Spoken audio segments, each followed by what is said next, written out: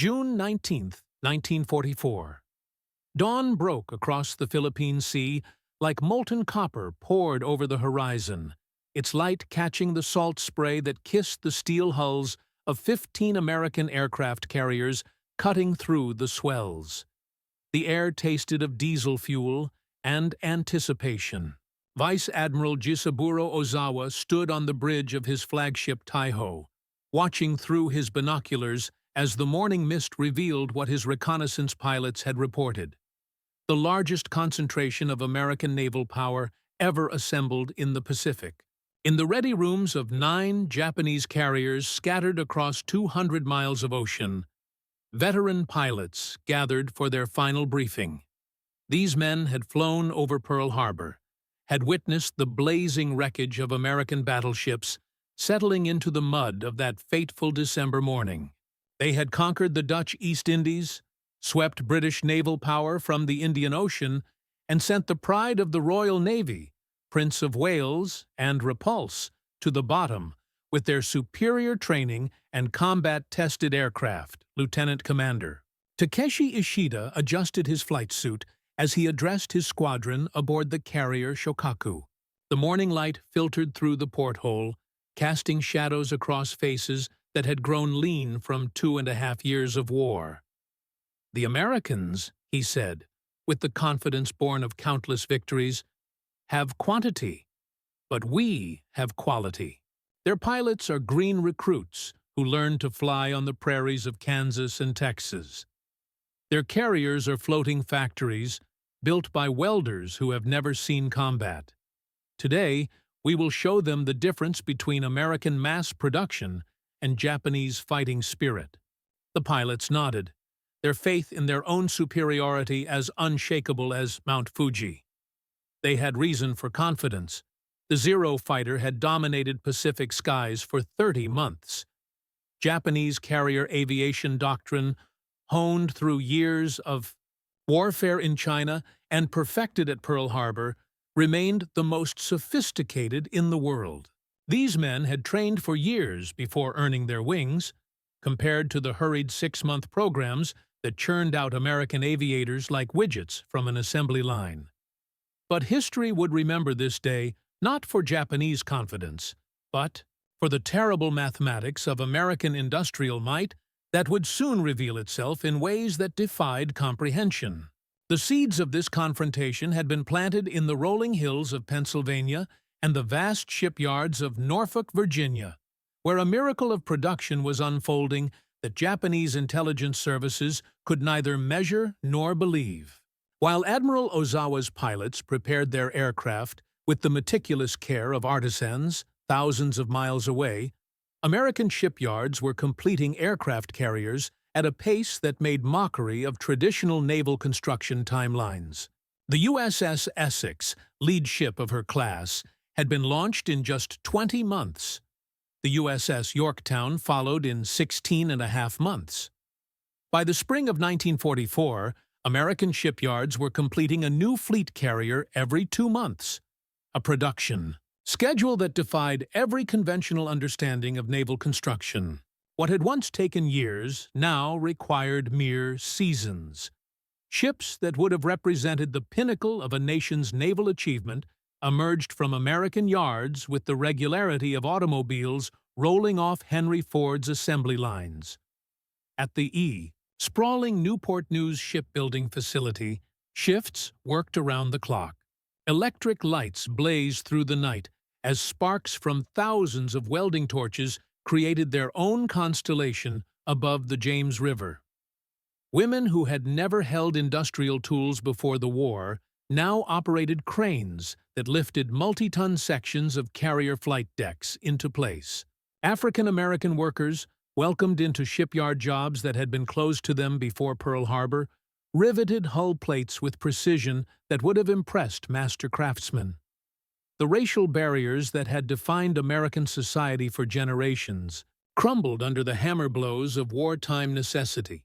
In the offices of the Bureau of Ships in Washington, naval architects worked with slide rules and blueprints to standardize every bolt, every pipe, every electrical circuit that went into an Essex-class carrier. Mass production techniques pioneered. In Detroit's automotive plants, transformed naval construction. Sections were prefabricated in specialized workshops, then assembled with mechanical precision. What Japanese shipyards accomplished through the patient skill of individual craftsmen, American yards achieved through the orchestrated efficiency of industrial systems. The Japanese leadership, isolated by their own propaganda and limited intelligence capabilities, failed to grasp the magnitude of this transformation. In the elegant war rooms of Tokyo, where traditional sliding screens filtered the afternoon, light and officers in immaculate uniforms studied charts with magnifying glasses. American industrial capacity remained an abstraction. Reports from diplomatic sources spoke of impressive production figures, but numbers on paper could not convey the thunder of riveting hammers or the glow of blast furnaces running at capacity 24 hours a day. The Americans excel at quantity. Admiral Isoroku Yamamoto had acknowledged before his death, but wars are won by superior training and fighting spirit, not by the crude accumulation of material. This philosophy, rooted in centuries of samurai tradition that valued individual excellence over mass effort, blinded Japanese strategists to the revolutionary reality emerging in American shipyards. By June 1944, the mathematical disparity had become staggering. Japan, despite its control over the resource-rich territories of Southeast Asia, had managed to complete only 3 aircraft carriers since Pearl Harbor. The United States, drawing on the industrial heartland of the Midwest and the steel mills of Pittsburgh, had commissioned 17 new fleet carriers in the same period, with dozens more in various stages of construction. But Admiral Ozawa's pilots, climbing into their cockpits as the sun climbed higher over the Philippine Sea, knew none of these statistics. They saw only the enemy formations spread across the horizon. Impressive, certainly, but manageable. 15 carriers seemed like a substantial force until measured against the combined striking power of 9 Japanese flat-tops, plus several hundred land-based aircraft positioned on Guam and other islands in the Marianas chain. The plan was elegant in its simplicity. Japanese aircraft, lighter and longer range than their American counterparts, would strike the enemy fleet from beyond the range of effective retaliation. After delivering their attack, they would land on friendly airfields, refuel and rearm, then strike again. This shuttle bombing tactic would allow Ozawa to wear down American strength while keeping his own carriers safely beyond the reach of enemy aircraft. As the first wave of Japanese aircraft, 69 fighters, dive bombers, and torpedo planes, lifted off from their carriers at 8:30 a.m., their pilots carried with them the accumulated confidence of an empire that had known nothing but victory for 6 months after Pearl Harbor. They had sunk more Allied warship tonnage than any naval force in history. They had driven the Royal Navy from the Indian Ocean and forced the U.S. Pacific Fleet to retreat nearly to the American West Coast. Lieutenant Saburo Yokota, leading a section of Zero fighters, adjusted his radio frequency and checked his instruments as his formation climbed toward their cruising altitude. Below him, the ocean stretched endlessly in all directions, broken only by the wakes of ships too small to identify from such height. The morning air was smooth, perfect for combat flying. Everything proceeded according to plan. But 30 minutes into their flight, Yokota began to notice something unusual. Where he expected to encounter the scattered combat air patrol of a defensive fleet, his radio crackled with contact reports from pilots in formations ahead of his own. "Many enemy fighters," came the terse transmission. Then, "bandits climbing from below. See?" And finally, with an edge of something approaching panic, "They're everywhere." What the Japanese pilots were encountering defied their understanding of American tactical doctrine. Instead of a thin screen of defensive fighters, they flew into a carefully orchestrated ambush, involving more than 200 Grumman F-6F Hellcat fighters, arranged in multiple layers at different altitudes. American radar, a technology that remained primitive on Japanese ships, had detected the incoming strike while it was still 150 miles from the fleet. The systematic slaughter that followed would be remembered by American pilots as the Great Marianas, Turkey Shoot, a phrase that captured the one-sided nature of combat between veteran American aviators flying superior aircraft and hastily trained Japanese pilots whose skills had been degraded by fuel shortages and abbreviated training programs. Lieutenant Commander William A. Dean, leading fighters from the USS Hornet, found himself in what resembled a target-rich environment rather than an aerial battle. "I had barely finished my first kill," he reported later, "when another Zero flew directly into my gun sight. It was like they were lining up to be shot down." In less than 2 hours, American fighters and anti-aircraft guns destroyed 42 of the 69 aircraft in the first Japanese strike. Only a handful of enemy planes even sighted American ships, and none scored significant damage. But this was only the beginning. As Admiral Ozawa launched his second wave, 128 aircraft this time, American radar operators watched the formation approach with the detached professionalism of men who had seen this pattern before. "Bandits inbound, bearing 270, range 120 miles, came the calm voice. Over the fighter direction frequency. What happened next defied every assumption about naval aviation that had guided Japanese strategy since 1941. Instead of being overwhelmed by successive waves of attackers, the American combat air patrol seemed to grow stronger with each engagement. Fresh fighters rose from carrier decks with the efficiency of an assembly line.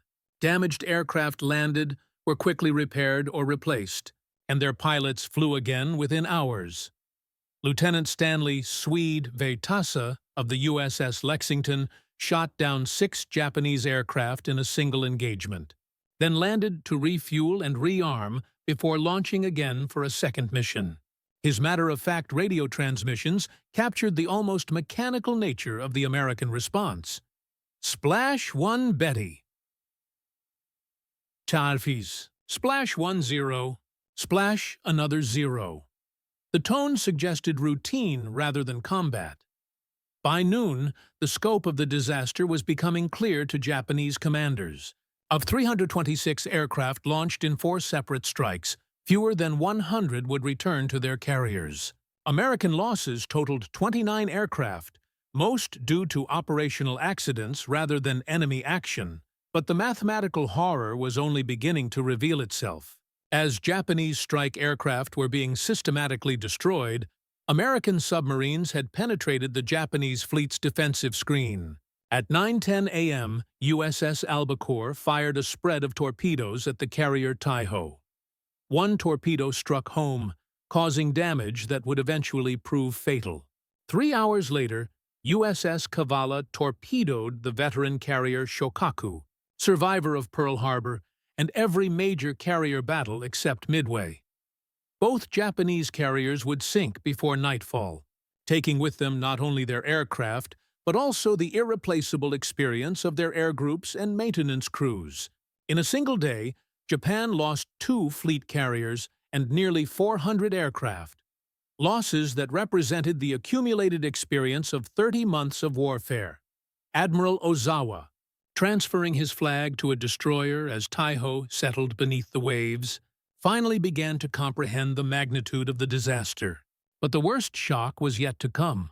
As darkness fell on June 19th, American radio intercepts revealed the location of the retreating Japanese fleet. Vice Admiral Mark Mitcher, commanding Task Force 58, faced a crucial decision.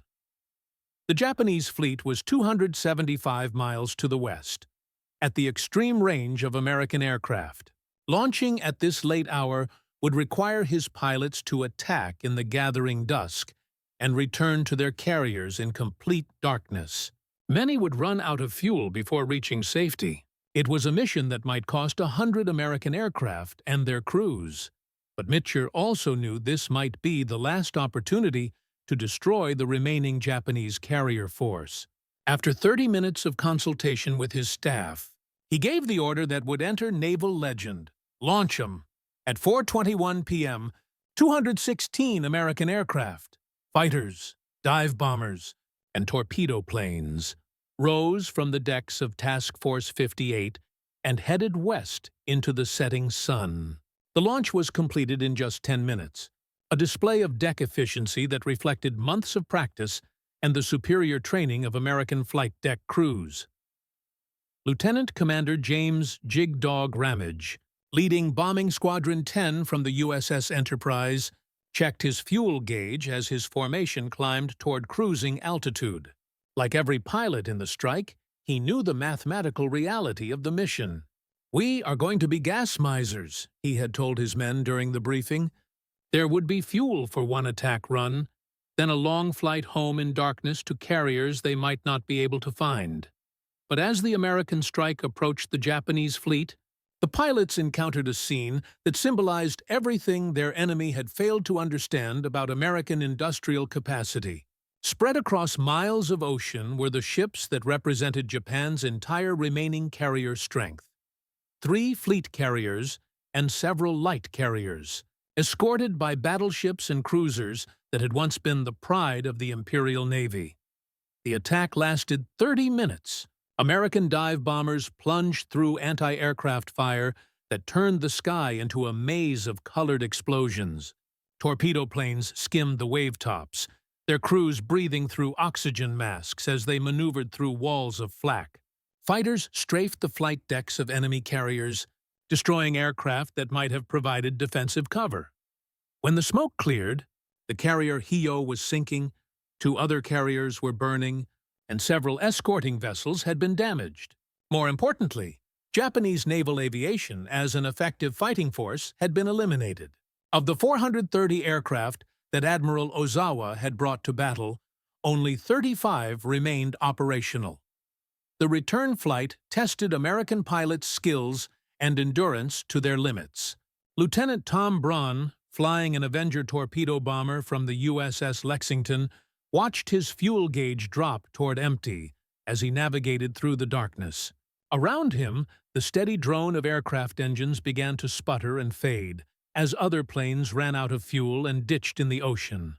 But as the surviving aircraft approached the American fleet, they witnessed a gesture that embodied everything the war had come to represent.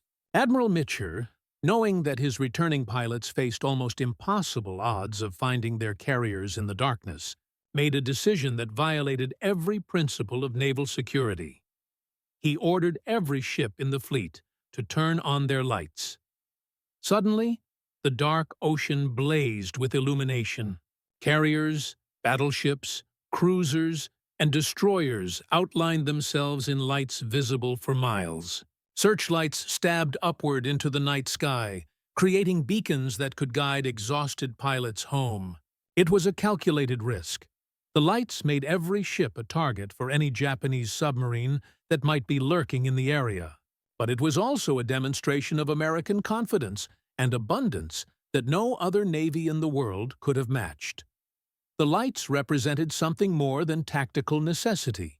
They symbolized an industrial capacity so vast that it could afford to risk entire task forces on gestures of humanitarian concern for individual aircrew. The Japanese Navy, forced by material shortages to husband every resource, could never have made such a decision. For them, each ship, each aircraft, each trained pilot represented irreplaceable assets, accumulated over years of careful planning.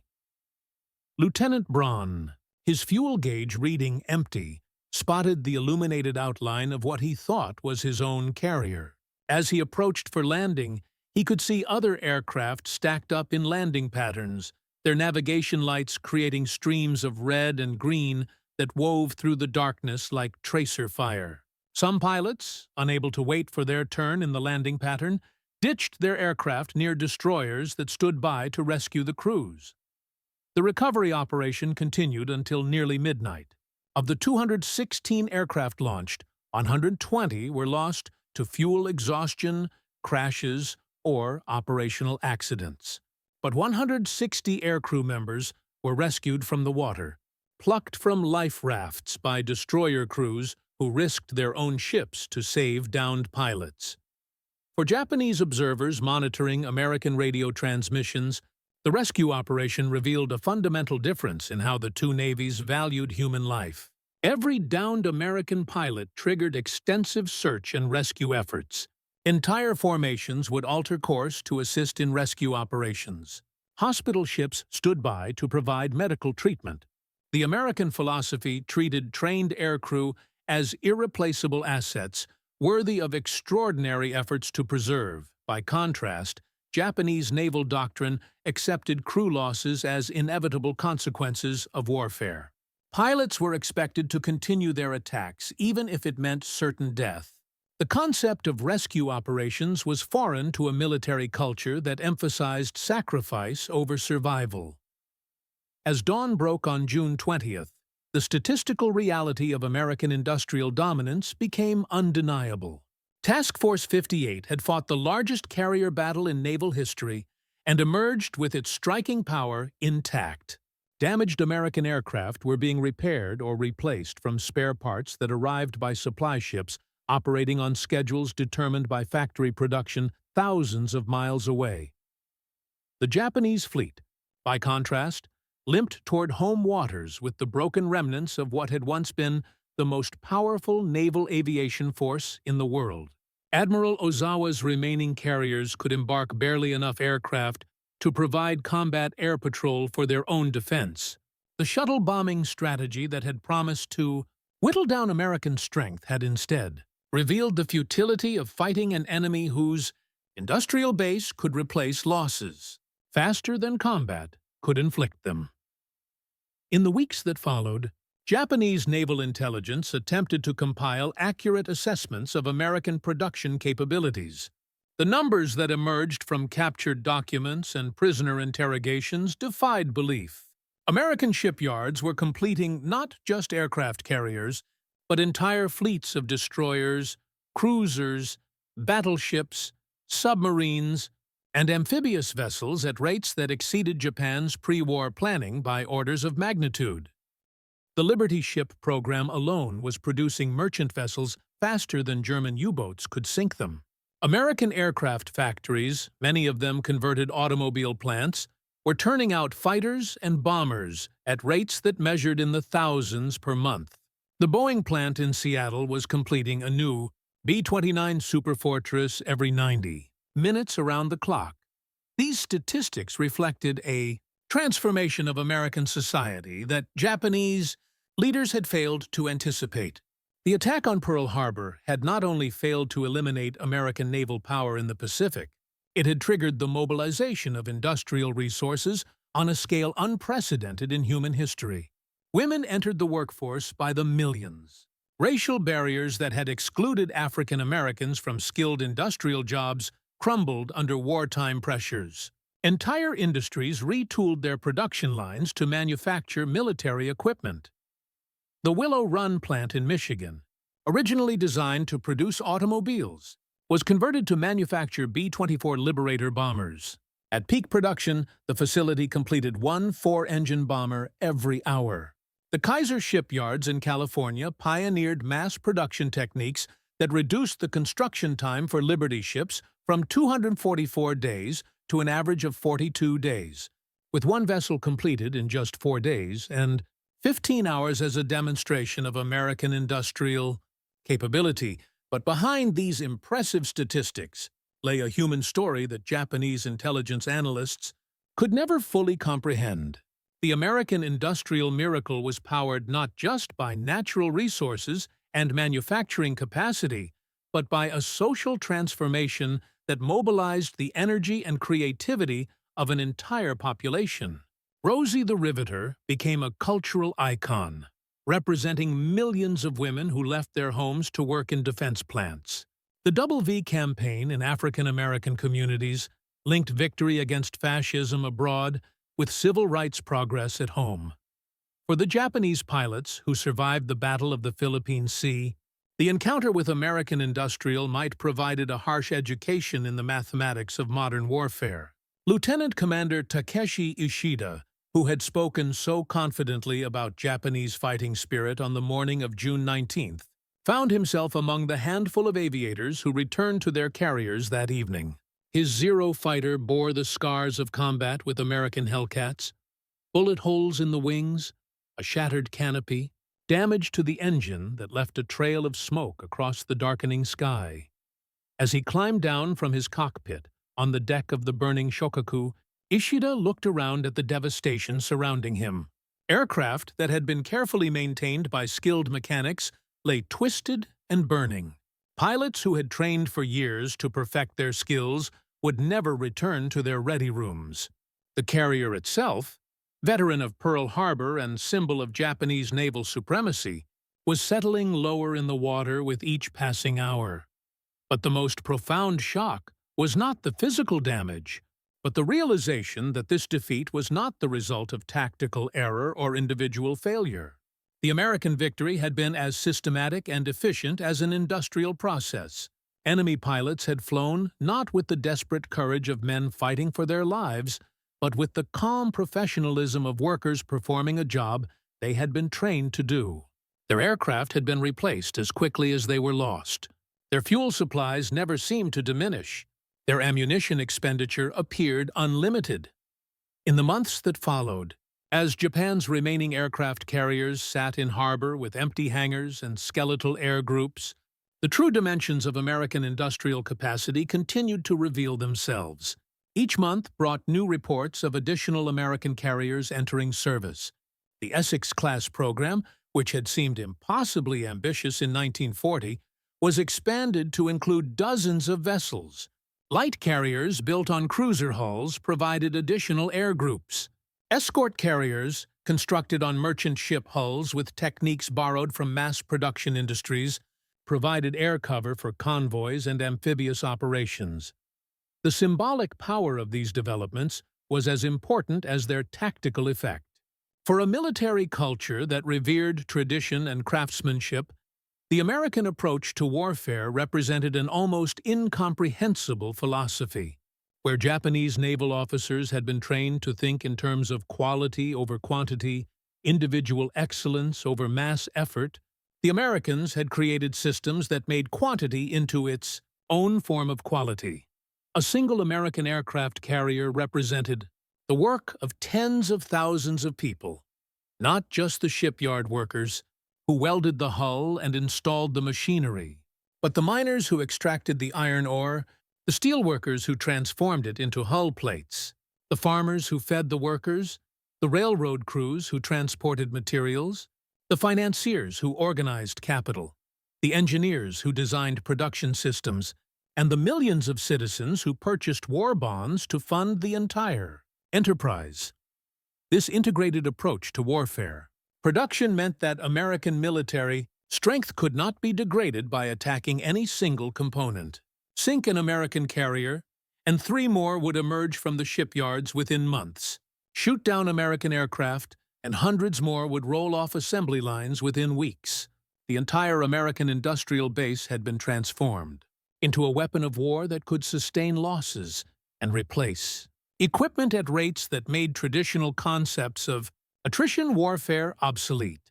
The Japanese military leadership, trained in a philosophy that emphasized spiritual strength over material resources, found themselves confronting an enemy that had managed to combine overwhelming material advantage with superior training, better equipment, and more effective tactics. American pilots flew aircraft that were not only more numerous, but also more capable than their Japanese counterparts. The F-6F Hellcat that dominated the skies over the Philippine Sea was heavier, faster, and more durable than the Zero. Its armor could absorb damage that would destroy a Japanese fighter. Its radial engine could continue operating with battle damage that would disable the more delicate engines of enemy aircraft. But perhaps most significantly, American aircraft were designed for mass production, where Japanese manufacturers had to hand-fit parts and rely on skilled craftsmen to complete each aircraft. American factories used interchangeable parts and assembly line techniques that allowed semi-skilled workers to contribute to aircraft production. The result was not only higher production rates, but also improved reliability and easier maintenance. By the autumn of 1944, the mathematical disparities had become overwhelming. American shipyards had completed more aircraft carriers in 18 months than Japan had built in the entire decade before Pearl Harbor. American aircraft factories were producing more fighters and bombers in a single month than Japan could manufacture in 6 months. The industrial capacity that Japanese leaders had dismissed as crude quantity had revealed itself to be sophisticated quality, implemented on an unprecedented scale. The symbolic culmination of this transformation came in October 1944, when Task Force 38, the designation given to the fast carrier force when operating under Admiral William Bull, Halsey, appeared off the Philippines with 17 aircraft carriers and more than 1,000 aircraft.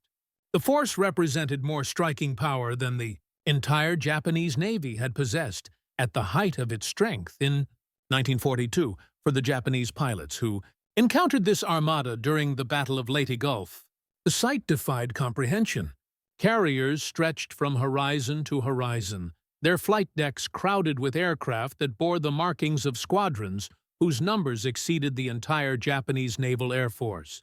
The mathematical reality of American production had transformed what had once been desperate defensive battles into systematic offensives that ground down enemy resistance through sheer weight of material superiority. But the most profound transformation was not in the statistics of ships and aircraft, but in the nature of warfare itself. The Americans had created not just a navy, but an industrial system capable of waging war on a global scale, while simultaneously improving the quality of life for their civilian population. Rationing existed, but American citizens enjoyed higher standards of living during wartime than most people in Axis countries had experienced during peacetime. This paradox, a nation that grew stronger and more prosperous while fighting the largest war in human history, represented something entirely new in human experience. Traditional military strategy had always assumed that war imposed costs that weakened societies and limited their ability to sustain prolonged conflict. The American experience in World War II demonstrated that sufficiently advanced industrial societies could treat warfare as a catalyst for economic growth and technological innovation.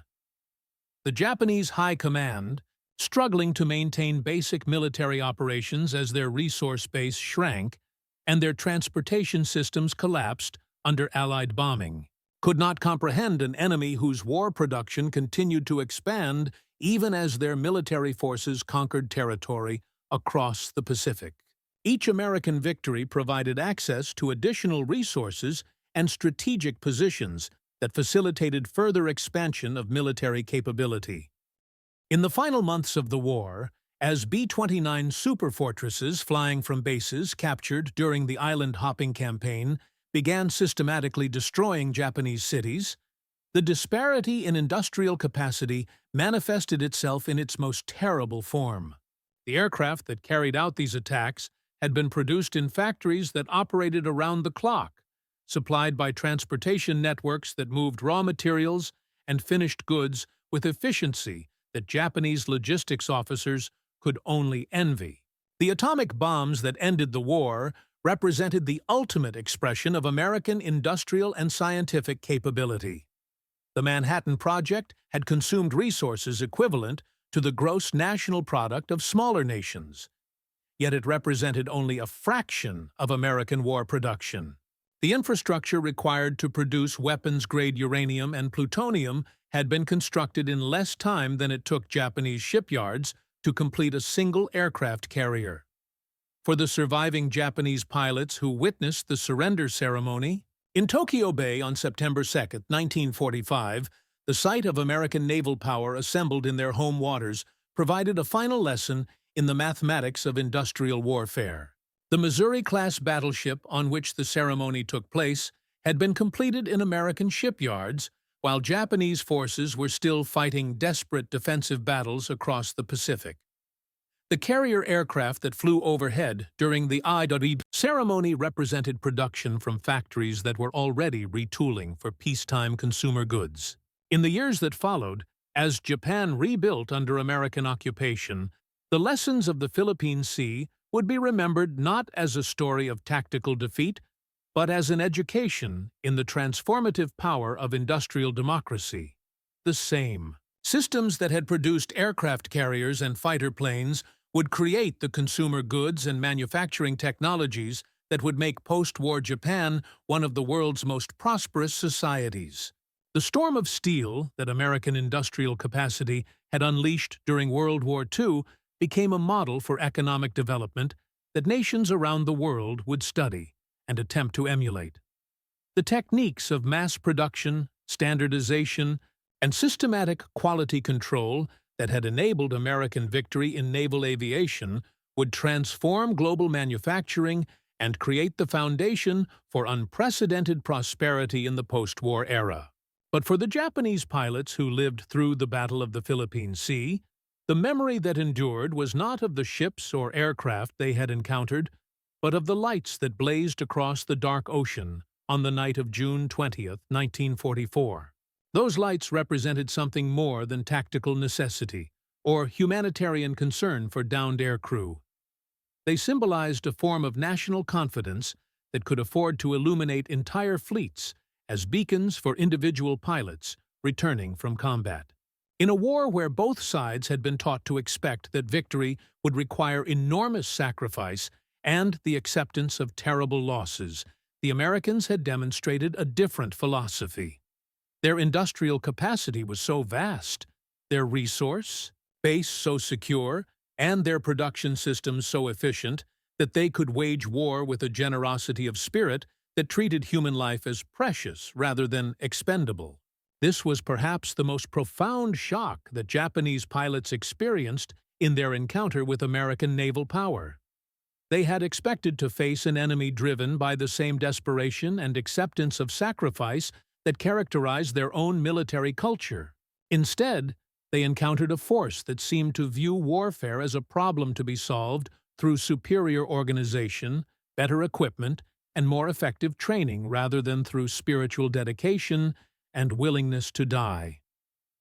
The lights that guided American pilots home through the darkness over the Philippine Sea represented the culmination of a social and economic transformation that had begun in the factories and shipyards of the American industrial heartland.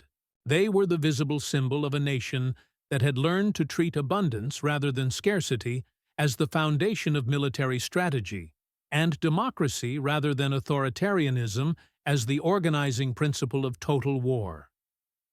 In the end, the Japanese pilots' initial mockery of clumsy American carriers had given way to shocked recognition of a fundamental truth about modern warfare, that in conflicts between industrial societies, victory belongs not to those who fight with the greatest courage or skill, but to those who can mobilize resources most effectively and sustain production most efficiently over the duration of the conflict. The storm of steel that emerged from American shipyards and aircraft factories had proven more decisive than any single battle or tactical innovation. It represented the triumph of democratic industrialism over militaristic authoritarianism, of abundance over scarcity, of systematic organization over individual heroism. For the pilots who survived to witness Japan's surrender, this lesson would shape their understanding of warfare, democracy, and the relationship between military power and economic freedom for the rest of their lives. The carriers they had once dismissed as products of crude American mass production had revealed themselves to be symbols of a social system capable of mobilizing human creativity and industrial capacity on a scale that made traditional concepts of military power obsolete. The storm of steel was not merely a tactical victory, but a demonstration of the transformative power of democratic institutions applied to the challenges of modern warfare. It was a lesson that would echo through the decades that followed, shaping the development of nations, and the evolution of global military strategy in ways that continue to influence world affairs today.